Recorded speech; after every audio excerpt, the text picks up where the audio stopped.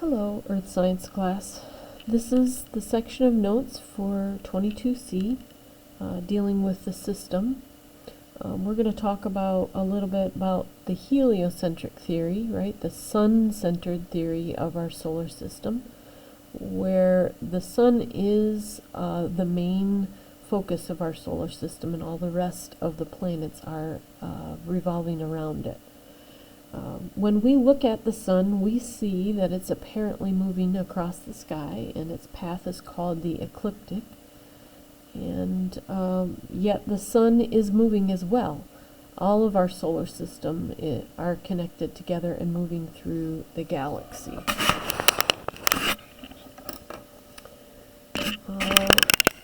In our next slide here, the Earth revolves around the sun. It takes about 365, a little bit more than 365 days. We revolve around the sun, right? So that revolution around the sun takes about a year to happen. The Earth also moves in a rotation period, right, on its axis. The Earth is tilted at 23.5 degrees. That's what gives us our seasons, various seasons. The moon revolves around the Earth. It's our one natural orbiter, and it orbits at a tilt of 5.4 degrees. We see here terms perigee and apogee. They're having to do with whether the sun or whether the moon is closest to us or furthest away from us in its path. The moon also rotates on its axis, and it kind of wobbles a little bit. This is an important concept for us to remember. The moon has phases, and there are times where the near side of the moon is going to be what we focus on, because that's the only thing we can see. The far side can only be seen because of the help of satellite images and pictures. The light side of the moon, just like it sounds, the light is pointing on that side, or the dark side, basically the side where the light is not pointing. And the terminator is going to be the line in between. The waxing phases are going to be the first half of the names for the moon's phases. Okay, there's a little saying here that helps me remember it. Wax, right? You have to put wax on a vehicle before you can take it off. So wax is happening before you have your nice shiny vehicle, right? So waxing is happening before full moon. And there's a statement that says when the light is on the right, it's getting bright, right? Before the full moon, before it's getting bright.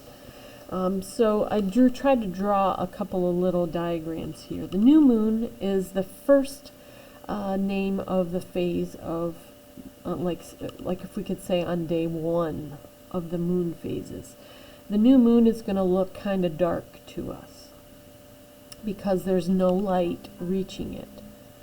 The next phase is called the waxing crescent, and the light is going to be on the right hand side because we have not yet gotten bright, and it's just a little sliver or crescent. Then comes the first quarter, right? Again, the light is on the right because it's getting bright, has not yet made it here, and so it's going to look like kind of those cookies with a frosting on, white frosting on one side and chocolate on the other, right? That's the first quarter. Then we're going to get a little bit more full, right? And get a waxing gibbous. It's basically a 3/4 moon. You have 3/4 being light and a quarter or so being dark. And then you're going to finally reach the full moon, where all of the whole surface facing us is shined on with the sun's light. Once you have reached that, it's kind of like at an amusement park ride where you've reached the top of the ride and now you're going down the other side, right? Now all the rest of the phases are going to be waning, and we're going to get a little bit less bright with each one. So our waning gibbous is going to be just like the waxing gibbous, except for the side, right? Now it's going to be light on the left side. And the last quarter is going to be like the first quarter, except that the light is going to be on the left side and not the right. Then comes the waning crescent. Okay, the waning crescent is going to be a little sliver crescent light on the left-hand side, all the rest being dark, and the final one a brand new moon again. So every 29.5 days we get a new moon in our cycle, and that's going to represent a month. Okay. These represent different kinds of ways people have recorded history in historical time. The one I'm going to point out here is leap year, right? That is, it takes a little bit more than 365, about 365.25 days for us to get around the sun. And so every 4 years we add up all of the quarter days and we get a full day, so that every 4th year, like this year, we had one extra day, February 29th. By definition, a month is the time it takes for the moon to make one complete orbit around the Earth. Lunar months do not fit evenly into the calendar, again, because not all of our months have 29.5 days. Some of our months have 31 days, some have 30 days, some have 28, right? A day is one full rotation of the Earth. Again, a solar day is slightly more than a 365. It's like 365.25. The seasons. This is an important concept. We have our summer and winter solstices. That would be the first day of summer and the first day of winter. The longest day of the year, quote unquote, the shortest day of the year. Spring and fall equinoxes, if we think about the word equal, we're going to have equal number of daylight and night hours on the first day of spring, on the first day of fall. Another important concept here for us to recognize is an eclipse. We have solar eclipses and lunar eclipses. Solar eclipses are a little less common.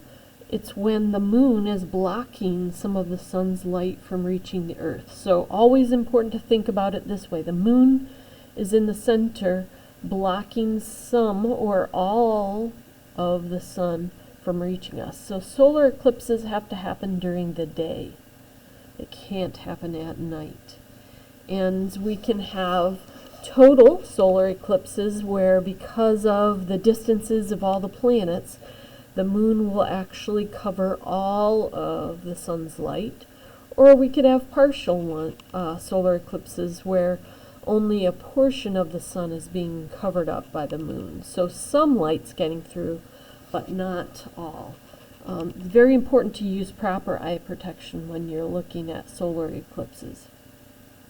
Lunar eclipses are going to happen at night, and that happens when the Earth blocks the sun from reaching the moon, right? So Earth is going to be in the center.